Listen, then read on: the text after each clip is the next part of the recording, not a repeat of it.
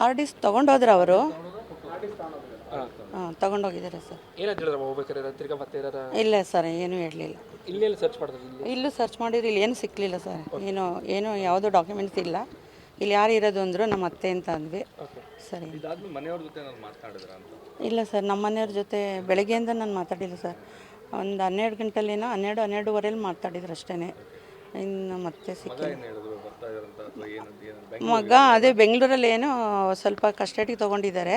ಅದೆಲ್ಲ ಏನಾಗ್ತಾಯಿದೆ ಅನ್ನೋ ಸ್ವಲ್ಪ ಹೇಳ್ತೀನಿ, ಅಮ್ಮ ಗಾಬರಿ ಮಾಡ್ಕೋಬೇಡ ಅಂತಂದು ಅಷ್ಟೇ. ಏನು ಅನ್ಸುತ್ತೆ ಇದೆಲ್ಲ ನೋಡ್ತಾ ಇದ್ರೆ ಆದರೆ ಅನ್ಯಾಯದ ವಿರುದ್ಧ ಹೋರಾಟ ಮಾಡ್ತೀರಿ ಅಂತ ಹೇಳ್ತಾ ಇದ್ರು. ಆದರೆ ಹೌದು ಸರ್, ಅನ್ಯಾಯದ ವಿರುದ್ಧ ಹೋರಾಟ ಮಾಡೋದ್ರಿಂದನೇ ಅವರನ್ನು ಸಿಕ್ಕಾಕ್ಸ್ಬೇಕು ಅಂತಲೇ ಇವತ್ತು ಅವ್ರು ಇಲ್ಲದ ನೋಡಿ ಇವತ್ತು ಬಂದಿದ್ದಾರೆ ಅಂತ ಅಂದ್ಕೊಂಡಿದ್ದೀನಿ ಸರ್ ನಾನು.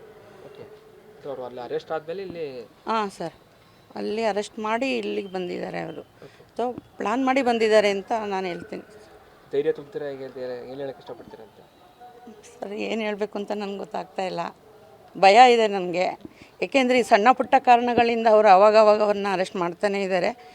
ಈ ನ್ಯಾಯಕ್ಕೋಸ್ಕರ ಹೋರಾಟ ಮಾಡೋರಿಗೆ ಈ ಥರದ್ದೆಲ್ಲ ದೌರ್ಜನ್ಯಗಳು ಮಾಡಿ ಅವ್ರನ್ನ ಕಸ್ಟಡಿಗೆ ತೊಗೊಂಡು ಹಿಂಸೆ ಈ ಥರದ್ದೆಲ್ಲ ನಮಗೆ ಸಹಿಸೋಕ್ಕೆ ತುಂಬ ಕಷ್ಟ ಆಗುತ್ತೆ ಸರ್. ಆದರೆ ಇದೆಲ್ಲ ನೋಡ್ತಾ ಇದ್ರೆ ನಿಮ್ಮ ಅದೇ ಇವರು ಸ್ನೇಹ ಕೃಷ್ಣ ಅವ್ರನ್ನ ಕುದಿಸುವಂಥ ಕೆಲಸಗಳಾಗ್ತಿದೆ ಹೇಗೆ? ಹಾಂ ಸರ್, ಹೌದು ಸರ್. ನಿಮ್ಗೆ ಏನು ಅನ್ಸುತ್ತೆ ಇದ್ರೆ ಇದು ಎದುರ್ಕೋತಾರ ಇದ್ರಿ ಇದಕ್ಕೆಲ್ಲ? ನಮ್ಮ ಮನೆಯವ್ರು ಎದುರಲ್ಲ ಸರ್, ನಮ್ಮ ಮನೆಯವ್ರು ಎದುರಲ್ಲ. ನನಗೆ ಭಯ ಆಗುತ್ತಲ್ಲ ಸರ್, ನಮ್ಗೆ ಭಯ ಆಗುತ್ತಲ್ಲ. ಓಕೆ, ನಿಮ್ಮ ಮನೆಯವರು ಹೇಳಿದ್ರ ಫಸ್ಟ್ ಈ ಥರ ಆಗ್ತದೆ? ಇಲ್ಲ ಸರ್, ನಂಗೆ ಗೊತ್ತಿಲ್ಲ. ಅವರು ಏನಿಲ್ಲ ಅಂದ್ರೆ ವಾರದಲ್ಲಿ 2 ಸಾರಿ ಬೆಂಗಳೂರಿಗೆ ಹೋಗ್ತಾನೆ ಇರ್ತಾರೆ.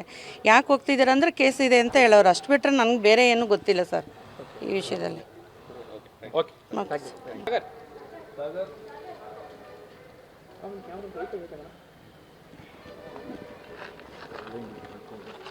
ಆರ್ಡಿಸ್ ತೊಗೊಂಡೋದ್ರೆ ಅವರು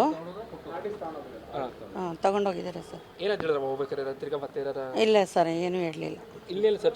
ಇಲ್ಲೂ ಸರ್ಚ್ ಮಾಡಿದ್ರೆ ಇಲ್ಲಿ ಏನು ಸಿಕ್ಕಲಿಲ್ಲ ಸರ್. ಏನು ಯಾವುದೋ ಡಾಕ್ಯುಮೆಂಟ್ಸ್ ಇಲ್ಲ. ಇಲ್ಲಿ ಯಾರು ಇರೋದು ಅಂದರು ನಮ್ಮ ಅತ್ತೆ ಅಂತ ಅಂದ್ವಿ. ಸರಿ. ಇಲ್ಲ ಸರ್, ನಮ್ಮ ಮನೆಯವ್ರ ಜೊತೆ ಬೆಳಗ್ಗೆಯಿಂದ ನಾನು ಮಾತಾಡಿಲ್ಲ ಸರ್. ಒಂದು 12 ಗಂಟೆಲೇನೋ 12-12:15 ಮಾತಾಡಿದ್ರು ಅಷ್ಟೇ. ಇನ್ನು ಮತ್ತೆ ಸಿಕ್ಕಿಲ್ಲ. ಮಗ ಅದೇ ಬೆಂಗಳೂರಲ್ಲಿ ಏನೋ ಸ್ವಲ್ಪ ಕಸ್ಟಡಿಗೆ ತೊಗೊಂಡಿದ್ದಾರೆ. ಅದೆಲ್ಲ ಏನಾಗ್ತಾಯಿದೆ ಅನ್ನೋ ಸ್ವಲ್ಪ ಹೇಳ್ತೀನಿ, ಅಮ್ಮ ಗಾಬರಿ ಮಾಡ್ಕೋಬೇಡ ಅಂತಂದು ಅಷ್ಟೇ. ಏನು ಅನ್ಸುತ್ತೆ ಇದೆಲ್ಲ ನೋಡ್ತಾ ಇದ್ರೆ ಆದರೆ ಅನ್ಯಾಯದ ವಿರುದ್ಧ ಹೋರಾಟ ಮಾಡ್ತೀರಿ ಅಂತ ಹೇಳ್ತಾ ಇದ್ರು. ಆದರೆ ಹೌದು ಸರ್, ಅನ್ಯಾಯದ ವಿರುದ್ಧ ಹೋರಾಟ ಮಾಡೋದ್ರಿಂದನೇ ಅವರನ್ನು ಸಿಕ್ಕಾಕ್ಸ್ಬೇಕು ಅಂತಲೇ ಇವತ್ತು ಅವ್ರು ಇಲ್ಲದ ನೋಡಿ ಇವತ್ತು ಬಂದಿದ್ದಾರೆ ಅಂತ ಅಂದ್ಕೊಂಡಿದ್ದೀನಿ ಸರ್ ನಾನು. ಓಕೆ, ಅವರು ಅಲ್ಲಿ ಅರೆಸ್ಟ್ ಆದಮೇಲೆ ಇಲ್ಲಿ ಹಾಂ ಸರ್, ಅಲ್ಲಿ ಅರೆಸ್ಟ್ ಮಾಡಿ ಇಲ್ಲಿಗೆ ಬಂದಿದ್ದಾರೆ ಅವರು.